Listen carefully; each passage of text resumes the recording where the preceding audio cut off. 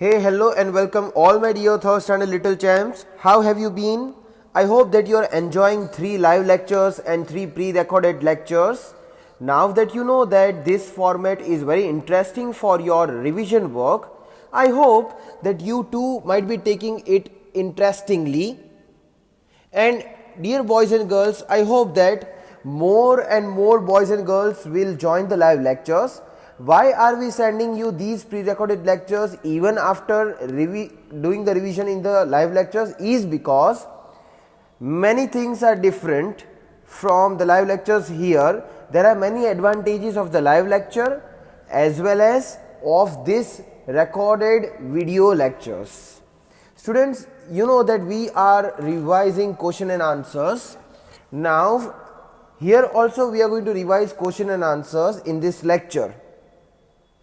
So, my dear students, I hope that you are going to watch this lecture properly, carefully, and let's get started with the question and answers revision. We are going to start with chapter number 10, question and answers revision. Now students, in this lecture you are not only going to write the answer, but also you will repeat after me. In the live lecture classes, I cannot ask all of you to turn on your mic and repeat with me, because that will create a chaos. Network issues and many problems will be created because of that. So in this lecture, along with writing, you have the advantage of repeating the answers, the lines after me. So the more you will repeat, the easily you will be able to remember the answers. So let's get started. I hope that you are ready with your rough notebooks. No, here I will not ask you to write each answer 3 times. That is what we are doing in the live session. Just you will have to write the answer 1 time, read the question and answer with me. So be ready, I will give you a couple of seconds.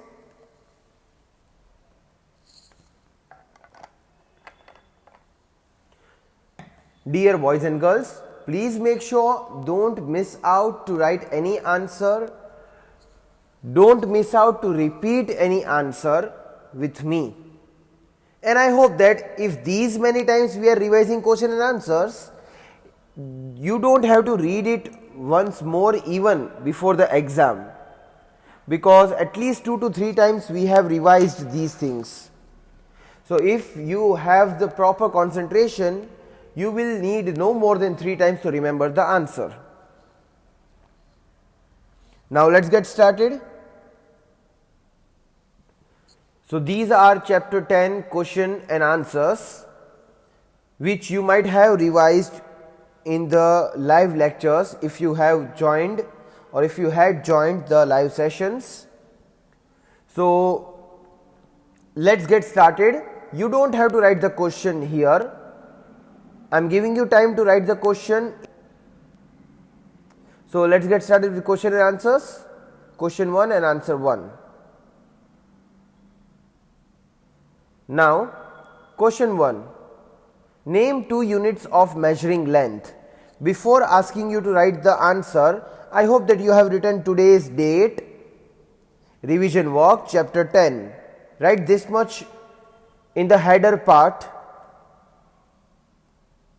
and then write question answers in the first line as I have written. So let's get started. Question 1. Name 2 units of measuring length. You know what length is, because we have revised it in the live lectures. So to measure how long something is called the length of that object, and there are 2 measuring units for it, meter and centimeter. So write as it is written A and B in the answer. Answer you have to write just 1 time, like I said. Please write it down with legible handwriting. I hope girls and boys you have started writing. Name 2 units of measuring length. Answer is meter, centimeter. I suppose boys and girls might be writing Now is the time for you to repeat the question and the answer with me. So let us repeat it. Name two units of measuring length. Answer: meter, centimeter. Let us repeat the spelling as well. METRECENTIMETRE, centimeter. So meter and centimeter. I hope the students you were writing this. Now students, say for an example students, now if I have the pen in my pocket, if I want to measure the length of the pen, will it be in the meter or in the centimeter? Just think about it. I'll give you a couple of seconds. Just think, if you want to measure the length of this pen, because there are two measuring units, as you can see on the screen, it is written meter and centimeter. So with what can you measure this pen? Now if you remember, you have the ruler, the scale, with the help of which you use this for drawing the lines in mathematics, right? So you use ruler for your mathematics subject, which is almost of size of this pen. So this small measurements of length are done with ruler, with scale. That means this is measured in centimeters. But big buildings, the clothes which you go to purchase the clothes, so that is measured using the meter scale, right? So I hope now you will understand that meter is used for the bigger lengths measuring and centimeter for the smaller measurements of length. Let's move towards the next question, question 2. Students, I hope that you are understanding the answer and the question, not just writing it. Okay. Question 2. What is mass? What is mass? Answer: the amount of material an object contains is called its mass. I hope students you are writing the answer. The amount of material an object contains is called its mass. Please write the answer properly so that when we repeat the answer, it will be the good revision for you, and then you can complete learning in the lecture itself. So what is mass? You can measure the mass using beam balance, the weight of that thing, right? Now again I want to show you the example on the screen. So students, just see these two things. This is the book in my hand and this is just the simple paper. So which has the bigger mass, the weight of paper or the weight of book? What do you think? Which has the highest weight if we compare these two? Obviously the book, because it has many pages, right? Because the material this object contains, there are many papers inside this book. So this object contains much more material compared to the paper. So it has more mass compared to just the pin page. I hope that you are understanding the concept. Why am I giving you these examples? Because you will be able to remember the answers properly. So the amount of material an object contains is called its mass. Now it's the time for you to repeat the answer with me. I hope you will repeat the answer. So let's get started. What is mass? The amount of material an object contains is called its mass. Students, I hope that you were repeating this answer with me. Moving on towards the next question and answer, number 3. Name the units of measuring time. With the help of what can you measure the time? With the help of watch, clock, you can measure the time, but what are the units? Inside the clock and watch, what do you observe so that you can see the time, you can observe the time? Minutes, hours and seconds, these are the common units of measuring the time, right? So please write the answer. I'll give you a couple of seconds. I hope that you have started writing the answer anyways.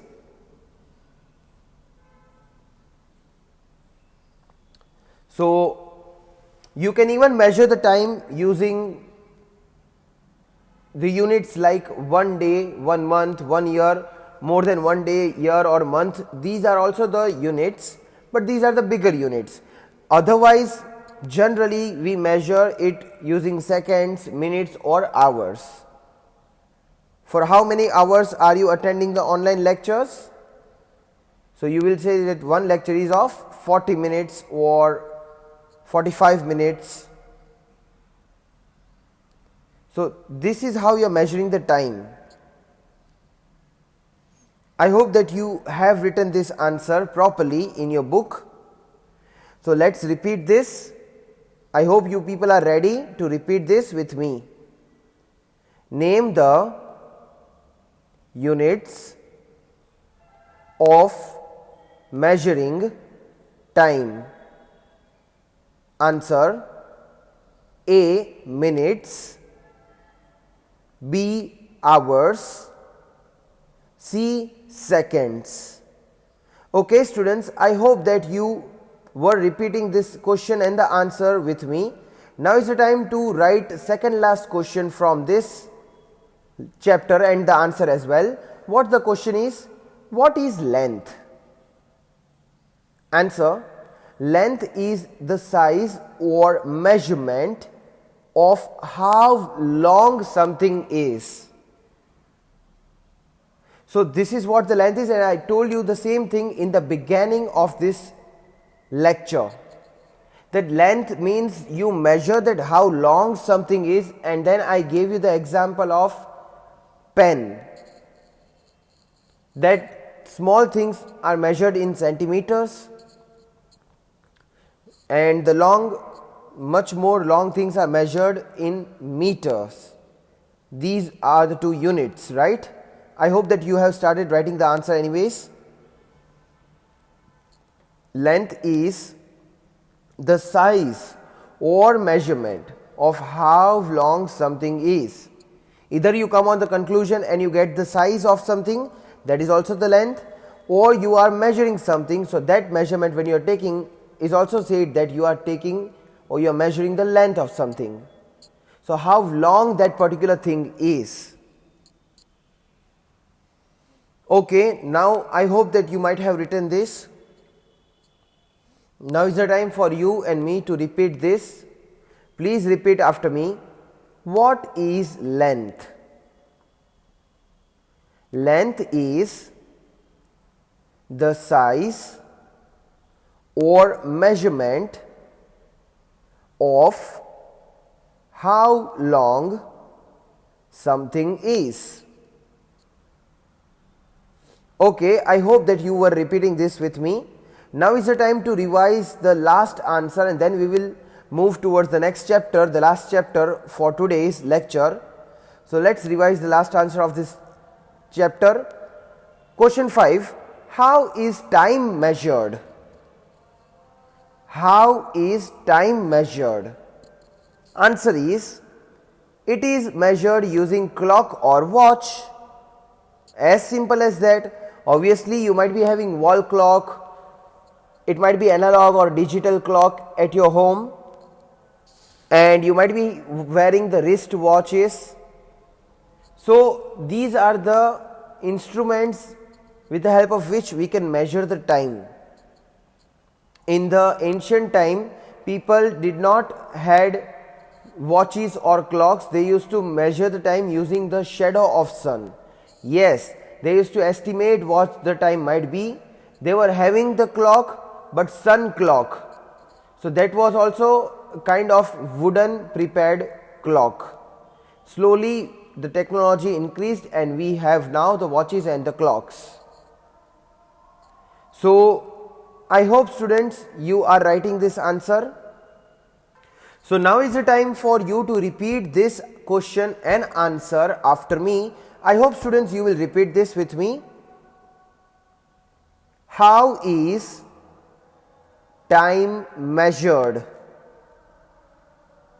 Answer: it is measured using clock or watch. Okay. Now let's move towards the next chapter, chapter 11. Please give the heading yes on the new page, chapter 11, question and answers. Be very quick, children. I hope that you are getting sufficient enough time to write just the answers. I gave you the chance to write the question when I am on the live lecture on the alternate days. Okay, I suppose that you might have given the heading chapter 11. You should not take much of the time for just writing chapter 11. Let's get started. Question 1. What is a luminous object? Here they should write a luminous object. Okay. So what is a luminous object? What is it? An object that gives out light is called a luminous object. So just hold your pencil. I know that pencil might be there in your hand. Does it give out the light? No, you will say that, sir, it is not a candle or a torch. Why will pencil give out the light?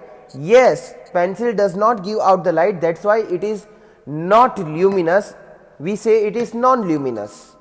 But then what is luminous object?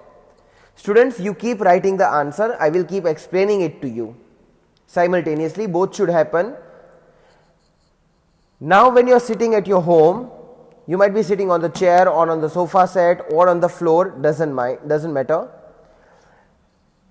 There might be the tube light or the bulb or anything around you, because of which you will be able to see the things clearly.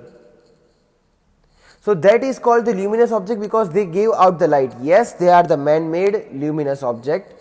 But when you see sun in the sky, so that is luminous object, that is natural source of light, right?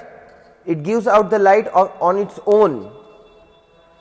Okay, so I hope that you must have written the answer. Now is the time for you to repeat the answer, the question and the answer with me. What is a luminous object? Are you repeating it? Then repeat it loudly and clearly. Answer: an object that gives out light is called a luminous object. Moving towards the next question, question 2. What is a shadow? What is a shadow? What is it? Have you heard this word shadow? 99% of the boys and the girls might be saying, yes sir, we know what shadow is. The dark patch is shadow.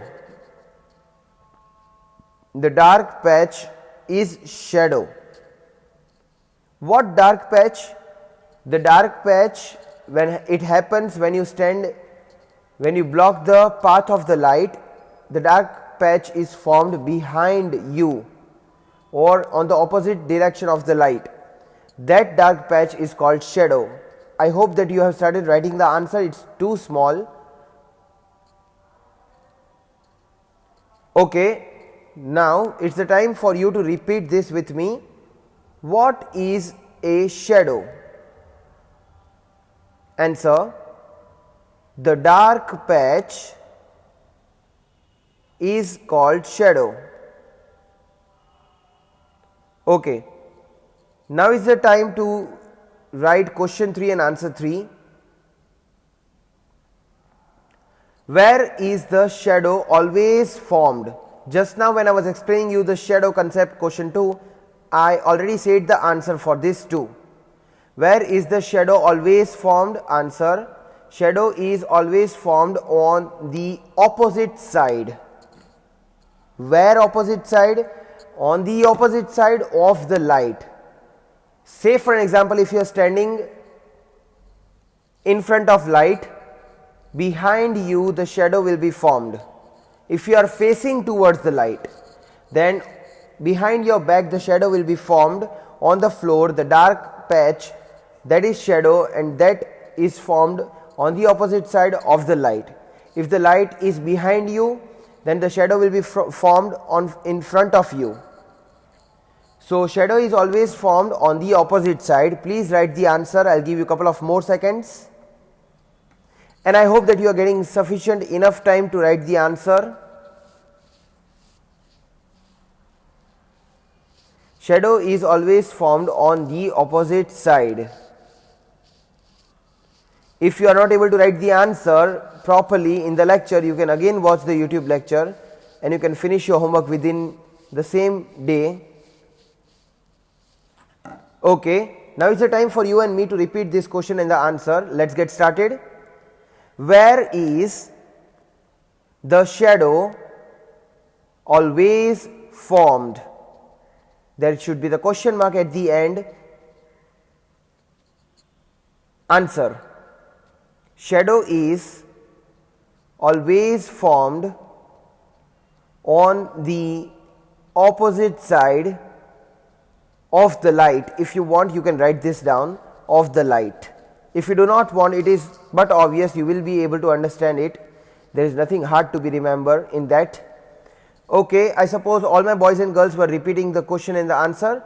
Now is the time for you to write second last question and the answer of the lecture. What is force called? Or what is force? It may be asked in any way. What is a force? Question mark. So, what according to you is force? A push or pull is called force, right? Friction is also a type of force. A push or pull is called force. I hope that you have started writing this answer, students. As you do not have to write the question, you should not take much of the time to write the answer.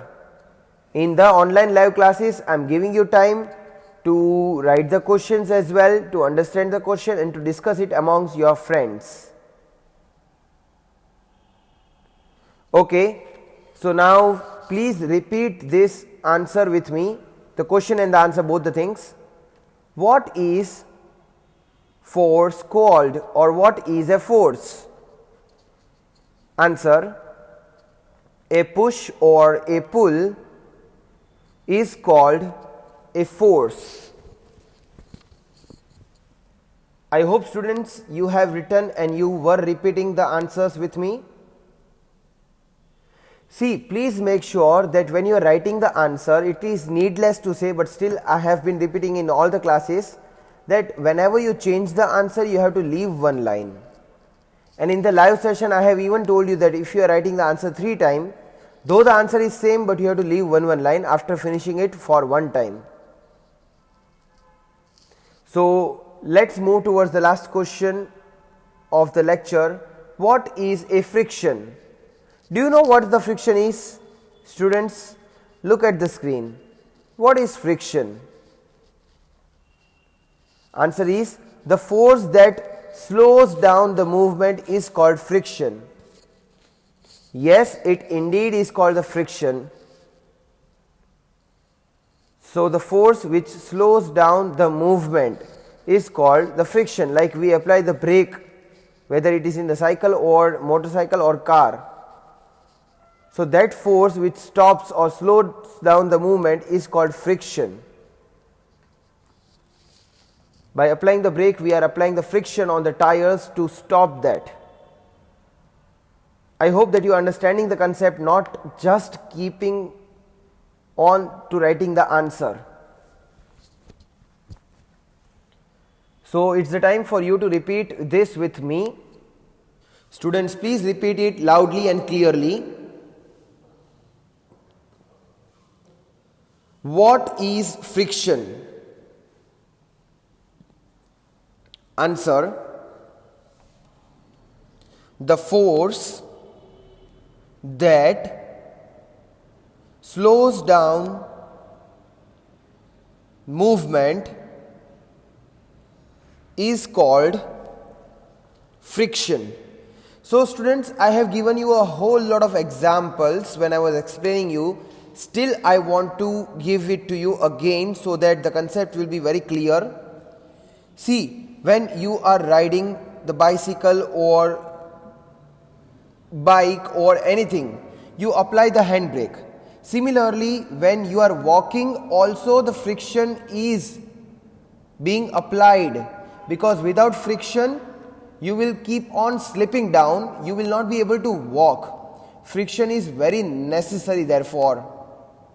So I have even told you when I was explaining you this chapter that when you walk on the wet floor, wet surface, or on the surface where the banana peel is there, when your leg comes on it, you slip down because there is no friction when the floor is wet or banana peel is there. So that is the reason why you slip down. So friction is very important type of force which we need in our daily life. I hope that you have written each and every answer and you have repeated chapter 10, chapter 11 answers with me verbally. Students, as soon as possible, please make sure you complete your work. Time to time send it to your follow-up teachers and prove yourself as the genuine student. With this, I end my today's question answers revision lecture here. Have a nice day. Take care. Goodbye.